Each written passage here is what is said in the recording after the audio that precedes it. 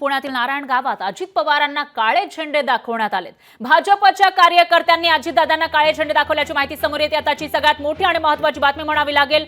एकीकडे आहेत सत्तेतलेच उपमुख्यमंत्री अजित पवार आणि त्यांना जे काळे झेंडे त्यांनी दाखवलेले आहेत ते विरोधी पक्षातील कोणी नाही तर सत्ताधारी भाजप, जो राज्यातला सगळ्यात मोठा पक्ष आहे, देशातला सगळ्यात मोठा पक्ष आहे आणि सत्तेमध्ये आहे त्या भाजपकडून दुसऱ्या एका सत्ताधारी पक्षाच्या नेत्याला काळे झेंडे दाखवण्यात आले।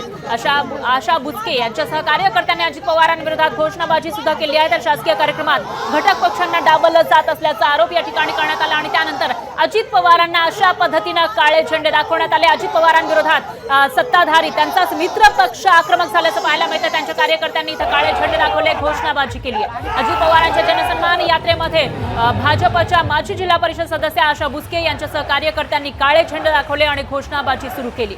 पर्यटन तालुका असताना शासकीय कार्यक्रम घेऊन घटक पक्षांना डावललं जात असल्याचा आरोप या ठिकाणी करण्यात आला आणि अजित पवारांनी पालकत्वाची भूमिका पाळली नाही याबाबत तीव्र शब्दांमध्ये नाराजी व्यक्त केली आहे। तर आशा बुचके यांनी अजित पवारांच्या कार्यक्रमात काळे झेंडे दाखवण्यासाठी तयारी करत घोषणाबाजी सुरू केली।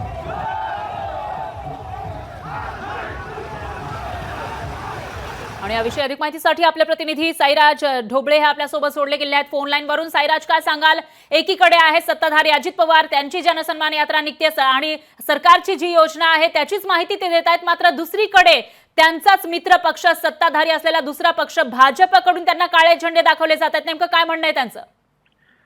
खरं आपण पाहिलं तर अजित पवारांनी ही जनसन्मान यात्रा सुरू केलेली आहे आणि यामध्ये ते शेतकऱ्यांना वीज माफी आणि विशेषतः जे महिलांसाठी जी योजना सुरू केलेली आहे लाडकी बहीण माझी, तर त्या संदर्भात ते या संदर्भात ती जनजागृती करून सर्व जे नागरिक आहेत त्यांच्यापर्यंत पोहोचण्याचा प्रयत्न करतात आणि जे कॅम्पेन राबवतात त्याच्यामध्ये या सर्व शासनाच्या योजनांची माहिती देतात। परंतु एकंदरीत पाहिलं तर ही योजना मुख्यमंत्री माझी लाडकी बहीण योजना असल्यामुळे यामध्ये मुख्यमंत्र्यांचा उल्लेख कुठेतरी टाळला जातोय असा देखील आरोप केला जातो। आणि दुसरी गोष्ट म्हणजे संबंधित ज्या ठिकाणी ज्या मतदारसंघामध्ये हा कार्यक्रम आहे त्या मतदारसंघामध्ये जे त्यांचे सहभागी पक्ष आहेत, एकंदरीत पाहिलं तर शिंदे गट असतील किंवा भाजपा असेल, यांना मात्र कुठेतरी डावललेलं दिसत आहे आणि हाच रोष धरून या ठिकाणी भाजपच्या वतीने आंदोलन केलेलं आहे। ह्या कुठल्याही कार्यक्रमाचं आम्हाला निमंत्रण नाही।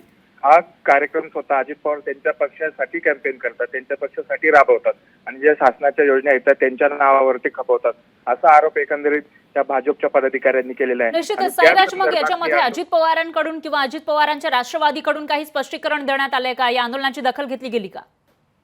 या आंदोलनाची अद्याप तरी कुठल्याही प्रकारची दखल घेतलेली नाही। आंदोलन हे अशाच पद्धतीने सुरू आहे, परंतु जे काही स्थानिक पदाधिकारी आहेत ते मात्र भाजपच्या पदाधिकाऱ्यांसोबत चर्चा करताना दिसत आहेत। एकंदरीत पाहिलं तर अजित पवारांचा हा दौरा आहे, आज जुन्नर असेल, आंबेगाव असेल, अशा पद्धतीने हा दौरा आहे। परंतु कार्यक्रम संपल्यानंतर अजित पवार या सर्व नेत्यांशी या कार्यकर्त्यांशी चर्चा करतात का हे पाहावे लागणार आहे।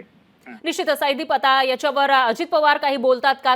त्यांचा दौरा आहे आणि त्याच्या आधी अशा पद्धतीने त्यांना त्यांच्याच मित्रपक्षानं काळे झेंडे दाखवलेले आहेत, रोष व्यक्त केलाय, त्यामुळे अजित पवारांची काही प्रतिक्रिया याच्यामध्ये येते का? ते दखल घेतात का? याकडे लक्ष असेल। याविषयीची अपडेट आपण तुमच्याकडून घेत राहूया। दरम्यान धन्यवाद तुम्ही दिलेल्या या सविस्तर माहितीसाठी।